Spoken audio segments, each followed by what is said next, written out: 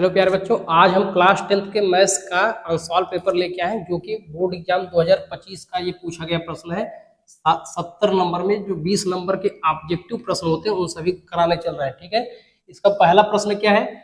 संख्याओं 96 और 404 का HCF 4 है तो उसके LCM का मान क्या होगा? तो इसके लिए फार्मूला पढ़ते होंगे, HCF इंटू LCM,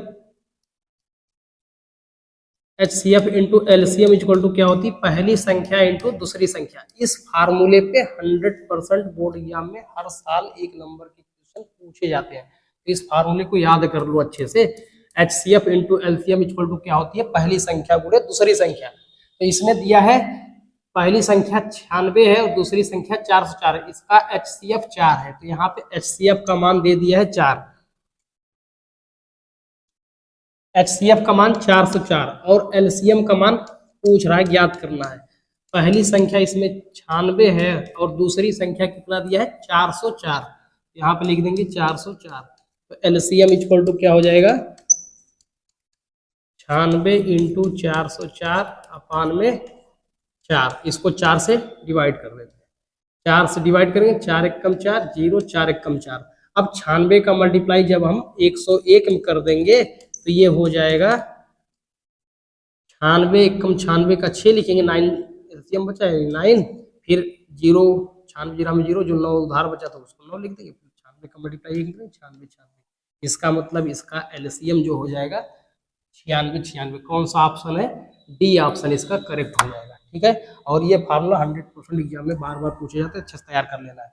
दूसरा क्वेश्चन क्या है?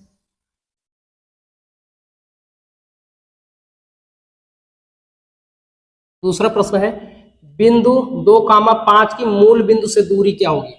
2,5 है और मूल बिंदु का मतलब होता है 0,0, इनके बीच की दूरी ज्ञात करना है। तो इसके दो बिंदुओं के बीच की दूरी का फार्मूला लगाएंगे, और दो बिंदुओं के बीच की दूरी का फार्मूला क्या होता है ये अच्छे से याद कर लो, क्योंकि यहाँ से भी एक नंबर के क्वेश्चन बोर्ड एग्जाम में जरूर पूछे जाते हैं। फार्मूला क्या होता है?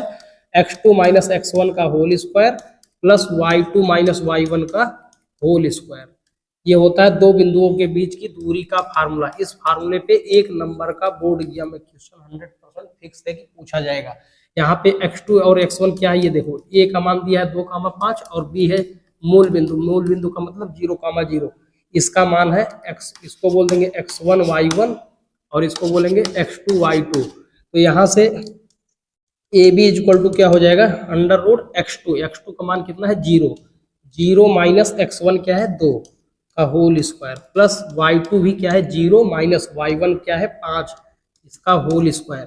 तो यहाँ से हो जाएगा A B equal to under root -2 का स्क्वायर प्लस -5 का स्क्वायर। जब -2 का स्क्वायर करेंगे तो कितना आएगा? 4 हो जाएगा, प्लस -5 का स्क्वायर करेंगे तो कितना हो जाएगा? 25, और 25 और 4 जब जोड़ देंगे तो ये कितना आ जाएगा? 29। इसका मतलब इनके बीच की दूरी 2,5 और मूल बिंदु के बीच की जो दूरी आएगी उसका मान हो जाएगा अंडर रूट 29। कौन सा ऑप्शन करेक्ट है? सी ऑप्शन इसका सही हो जाएगा। अब देखिए नेक्स्ट क्वेश्चन करते हैं। दो बिंदुओं के बीच की दूरी का फार्मूला अवश्य याद करके जाना है एग्जाम में, क्योंकि यहाँ से बोर्ड एग्जाम में एक नंबर 100% पूछा जाएगा। अब यहाँ से देखते हैं तीसरा क्वेश्चन। तीसरा क्वेश्चन क्या है? तीसरा क्वेश्चन है under root 2 plus tan 45 degree का मान क्या होगा? Under root 2 plus tan 45 degree का मान। अब ये बताओ, अंडर रूट 2 है, tan 45 का मान कितना होता है? 1 होता है। बस अब देख लो कौन सा ऑप्शन सही है। अंडर रूट 2 प्लस 1 कौन सा ऑप्शन है? सी ऑप्शन इसका। अब चौथा क्वेश्चन क्या है? सेक स्क्वायर ए माइनस tan स्क्वायर ए का मान क्या होता है? ये डायरेक्ट फार्मूला है, 1 होता है। इसका मान कितना होता है? 1 होगा। यहाँ से सेक स्क्वायर ए माइनस tan स्क्वायर ए का मान कितना होगा? 1 होगा। और ये पांचवा क्वेश्चन क्या है? समीकरण 2x plus 3y equal to 11। पांचवा क्या है? पांचवा प्रश्न है 2x plus 3y equal to 11 दिया है। क्वेश्चन ये है कि यदि x बराबर 1, यदि x बराबर 1 इसमें है, यदि x बराबर 1 है तो y का मान क्या होगा? कुछ नहीं करना, x का मान इसी इक्वेशन में रख देना है। x का मान कितना है? 1 है, तो x के स्थान पे 1 रख देंगे। 3y equal to 11। यहाँ से 2 1 कम 2 प्लस 3y इक्वल टू 11। यहाँ से हो जाएगा 3y इक्वल टू 11 प्लस 2 इधर आएगा तो -2, तो 3y इक्वल टू कितना आ गया 9। y इक्वल टू कितना हो जाएगा तो 9/3, 3 त्रिका 9। y का मान कितना आ गया 3। जब x का मान 1 है तो y का मान कितना आ गया 3। आंसर कौन सा ऑप्शन करेक्ट है, तो इसका बी ऑप्शन करेक्ट हो जाएगा।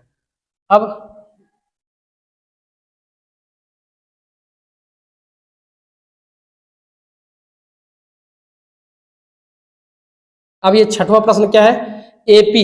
एपी का मतलब होता है अर्थमेटिक प्रोग्रेशन। अर्थमेटिक प्रोग्रेशन 21, 18, 15 का वह पद जिसका मान -81 है।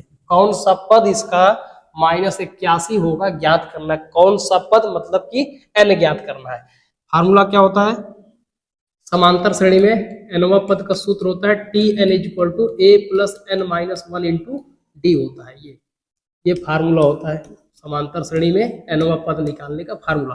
वह पद कौन सा होगा जिसका मान -81 है, इसका मतलब nth टर्म का मान दे दिया है -81।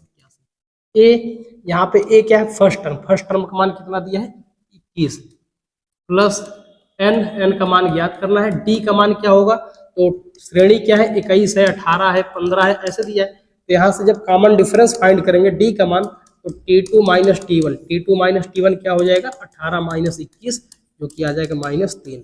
यहाँ पे हम रख देंगे -3। इसको सॉल्व कर लेंगे, आ जाएगी वैल्यू n का मान ज्ञात भी करना। कौन सा पद -81 होगा,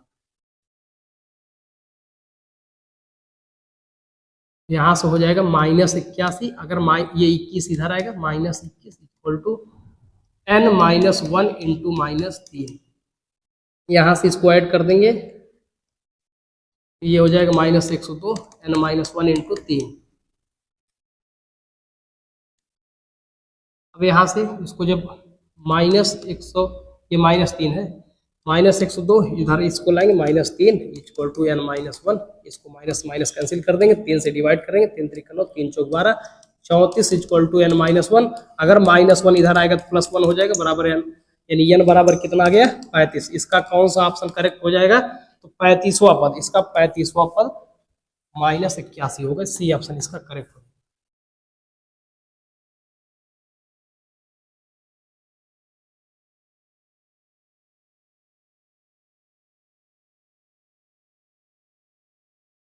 अब देखिए 7वां प्रश्न क्या है, एक थैले में 2 नीली गेंदें हैं, 3 सफेद गेंदें हैं, 4 लाल गेंदें हैं। एक थैला है, ये मान लेते हैं एक थैला है, इस थैले में 2 नीली गेंदें हैं, 2 नीली गेंदें हैं, 3 सफेद गेंदें हैं, 3 सफेद गेंदें हैं और 4 लाल गेंदें हैं। इसमें 4 इसमें लाल गेंदें हैं। अब क्वेश्चन क्या पूछ रहा है कि इस थैले में से एक गेंद यादृच्छिया निकाली जाती है, गेंद के लाल नहीं होने की क्या प्रायिकता होगी। तो इसमें लाल कितने हैं 4 है, बच कितने रहे 3 2 5 गेंदें। तो इसके लाल नहीं होने की प्रायिकता क्या हो जाएगी 5 बटे टोटल कितनी गेंदें हैं इसमें, 4 3 7 2 9, 5 बटे 9। इसका कौन सा ऑप्शन हो जाएगा 5 बटे 9, पहला ऑप्शन इसका करेक्ट हो जाएगा।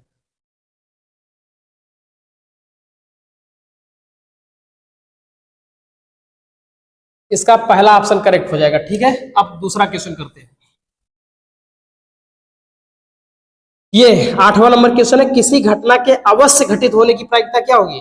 किसी भी घटना के 100% घटित होने की प्रायिकता का मान हमेशा 1 होता है। ये बहुत ही महत्वपूर्ण प्रश्न है, आपको अच्छे से क्लियर करना होगा कि जो प्रायिकता चैप्टर है, प्रायिकता से 1 से 2 क्वेश्चन ऑब्जेक्टिव में ही पूछ लिए जाते हैं। बहुत ही महत्वपूर्ण चैप्टर, बहुत ही सिंपल टॉपिक है, कॉन्सेप्चुअल टॉपिक है, आसान है, अगर पढ़ेंगे तो आसानी से हो जाएगा। जैसे कि अगर कोई भी घटना घटित हो रही, 100% घटना घटित हो रही, तो उसका मान हमेशा 1 होता है। जैसे यहाँ क्वेश्चन दिया भी है, किसी घटना के अवश्य घटित होने की प्रायिकता क्या होती है 1 होती है। अगर किसी घटना के ना घटित होने की प्रायिकता का मान क्या होता है हमेशा 0 होता है। घटना के ना घटित होने की प्रायिकता मतलब किसको हम बोलते हैं अब असंभव घटना। असंभव घटना का मान 0 होता है और जो संभव घटना होता है मतलब अवश्य घटित होगी ही, उसका मान हमेशा 1 होता है। ये क्वेश्चन में बार बार रिपीट कर सकता है, इंपॉर्टेंट क्वेश्चन है। Clear, thanks for watching. इसी प्रकार हम नेक्स्ट क्वेश्चन लेके आते रहेंगे।